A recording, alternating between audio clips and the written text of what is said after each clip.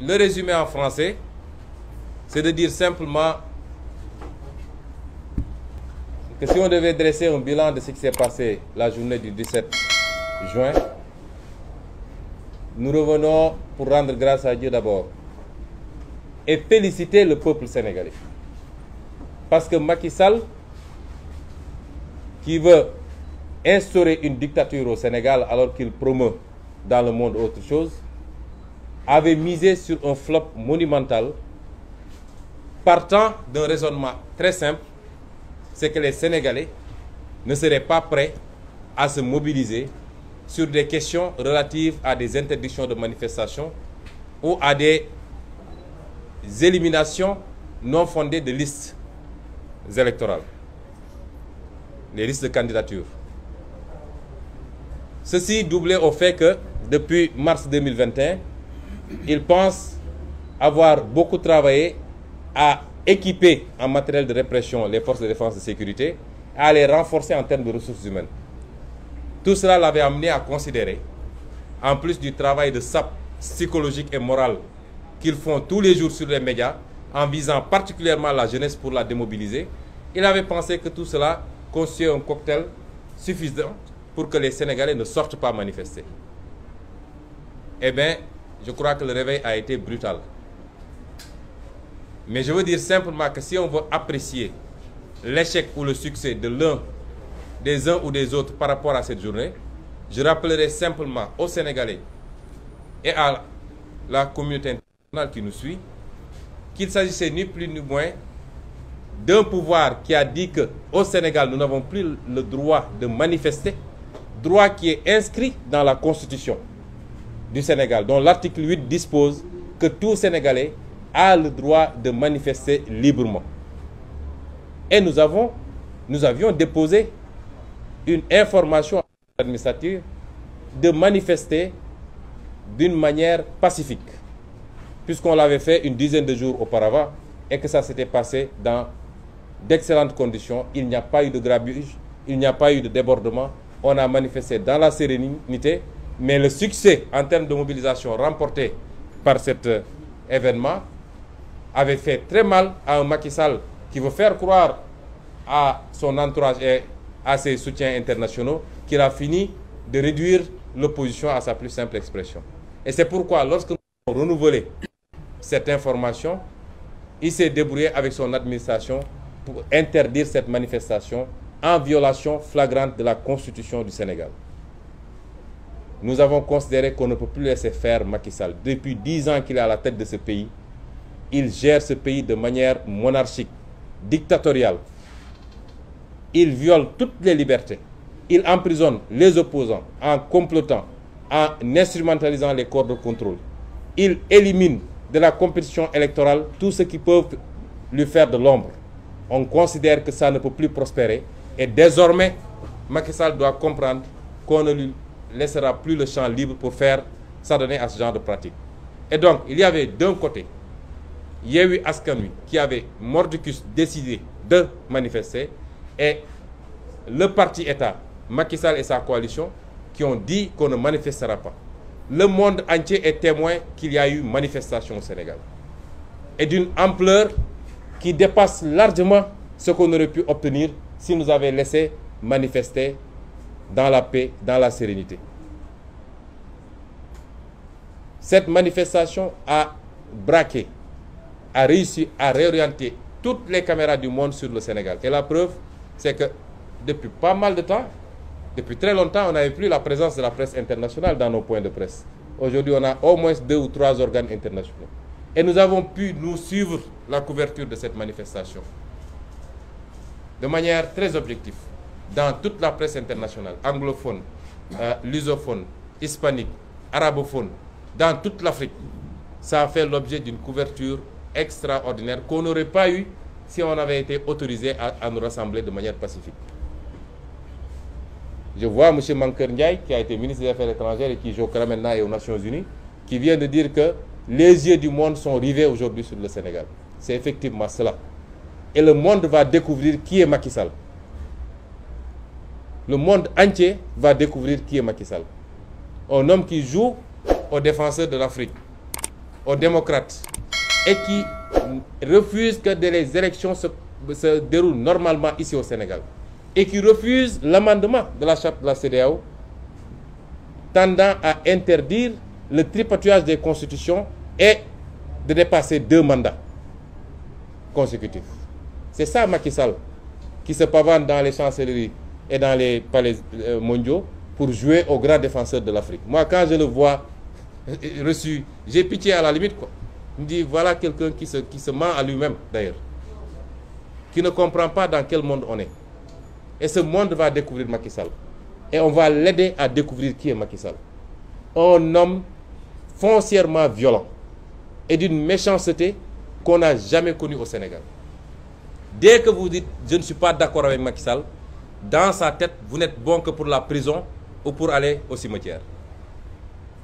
Un homme qui n'accepte pas la contradiction, qui considère qu'il ne doit pas avoir d'opposition et qui pense que dans ce pays où on s'est battu contre le régime de Abdoulaye Wade, contre un 3e mandat, il était là en train de se battre. Il a écrit à toutes les institutions internationales. Abdoulaye Wade ne l'a pas empêché de manifester. Les manifestations qui se tenaient à la place de l'Obélisque, on ne demandait même pas d'autorisation. Les forcings qu'on faisait pour aller à la place de l'indépendance. Et pourtant, il n'a pas été emprisonné. Il a pu compétir et gagner. C'est cet homme aujourd'hui qui veut vendre à la communauté internationale une dimension qu'il n'a pas, parce qu'il n'en a pas la hauteur. Ce qui est constant, c'est qu'on a manifesté, on a bruyamment manifesté, pas seulement à Dakar, puisqu'on a manifesté dans tous les quartiers de Dakar, dans toutes les communes de Dakar, dans la banlieue de Dakar, à Guédiawaye, à Pikine, et on en veut pour preuve que parmi les jeunes arrestés, il y en a qui ont été arrêtés à Guédiawaye, il y en a qui ont été arrêtés à Yeumbeul, etc. Ça, le monde entier l'a vécu. Et si on devait faire un bilan, nous dirons que nous avons largement obtenu gain de cause. Et si Macky Sall et son ministre de l'Intérieur étaient logiques avec eux, ils devaient venir nous arrêter, nous, qui avons appelé à manifester. Parce que ce qu'on reproche à Déthié Fall, c'est un délit qui n'existe pas. Incitation à participer à une manifestation interdite. Incitation. Mais nous tous, on était ici dans cette salle à dire, à appeler les Sénégalais à sortir manifester. Donc ils doivent venir nous arrêter. Qu'est-ce qu'ils attendent? Là, les seules fausses notes, c'est l'arrestation de manifestants et de leaders. Je dis les seules fausses notes. La première fausse note, c'est l'arrestation de manifestants et de leaders. Peut-être que l'arrestation des leaders aurait pu partiellement être évitée, parce que moi, vers 15 h, j'ai compris que Macky Sall, de là où il était, a bien lu la situation et a compris qu'il venait d'essuyer encore une énième défaite. Et qu'il allait méchamment et bêtement essayer de se venger et de se rattraper en arrêtant des leaders. Et la plus grande fausse note maintenant, c'est les pertes en vies humaines, qui relèvent des actions gratuites de Macky Sall qu'on ne peut qualifier que d'assassinat. Et il n'en est pas à son coup d'essai. C'est des assassinats. Et c'est pourquoi je ne suis pas d'accord avec le doyen Habib Sy. Tôt ou tard, il faut faire la lumière sur toutes ces questions-là. Et les responsables, tous les responsables identifiés, aujourd'hui, il a sa justice qui passe tout son temps à pérorer avec un procureur et un truc. Il a sa justice politique qui valide les forfaitures. Mais cela va finir. Et nous attirons l'attention de tout le monde.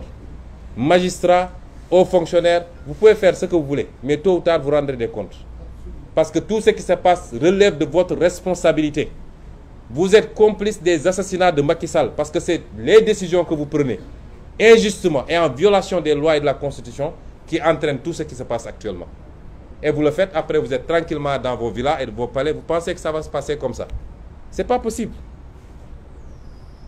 Et donc nous présentons une fois de plus nos condoléances, nous avions déjà fait, mais nous exigeons la libération des otages politiques.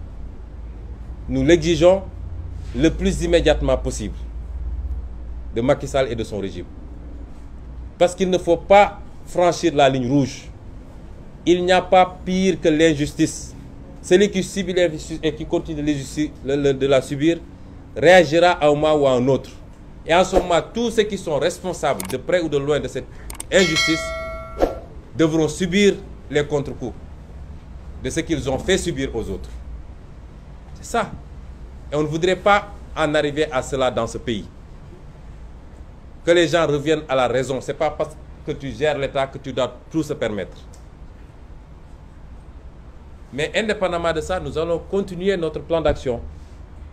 Et ce qu'on va faire, c'est que le 29 juin à venir, nous allons organiser une grande manifestation, qu'elle soit autorisée ou pas.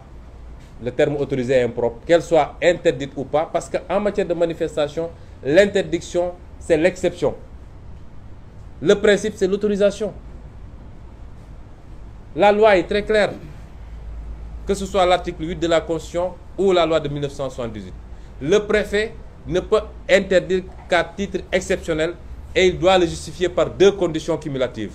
Un, qu'il y a menace à l'ordre public. Deux, je n'ai pas suffisamment de ressources policières pour encadrer. Et ce n'était pas le cas dans la motivation du préfet la dernière fois. Et c'est pourquoi la Cour suprême, moi je l'avais dit ici, je ne crois pas à ces juridictions-là. Comment pouvez-vous comprendre? Même le procureur, auprès de la Cour suprême, dans sa plaidoirie, il a considéré que l'arrêté du préfet est illégal. Même le procureur, c'est-à-dire l'État. Le procureur a considéré que l'arrêté est illégal. Demandez à Maître Bamba Cissé qui était là-bas pour nous représenter. Et le juge, lui, sur aucune base, valide l'arrêté. Parce qu'il a probablement reçu l'instruction pour le faire. Et c'est ça le Sénégal. Et s'il avait pris la bonne décision, il n'y aurait pas eu trois personnes décédées. Et c'est un juge qui est là, qui fait ce qu'il veut. Et après on dit, voilà, comment on appelle ça? Respect de l'institution judiciaire. S'il avait pris la décision qui se devait ce jour-là, il n'y aurait pas eu trois personnes lâchement assassinées. Alors, le 29, avec ou sans autorisation, nous allons organiser notre manifestation sur le territoire national. Ça, c'est la première information. Et si Macky Sall veut empêcher cette affaire, je le dis ici et je lui adresse directement le message, qu'il soit prêt à nous arrêter ou à nous liquider. Parce qu'il n'a pas d'autre choix. Le 29, personnellement, je ne serai pas confiné dans ma maison. Je manifesterai. Et qu'il soit prêt, soit à m'arrêter, soit à me liquider. Je le dis devant le monde entier. Et ce que je dis est valable pour tous les leaders ici présents. Ensuite, ça c'est pour la date du 29. Pour le reste, si sa justice inféodée, moi je ne fais plus de distinction. Parce qu'avant, on essayait d'embellir pour dire oui, il y en a qui sont ceci, etc. Mais s'il y a des juges, des magistrats qui ne sont pas d'accord avec ce qui se passe actuellement dans la justice, ils n'ont qu'à sortir pour le dire. Parce qu'il faut, à un moment donné, prendre son courage à deux mains et être patriote.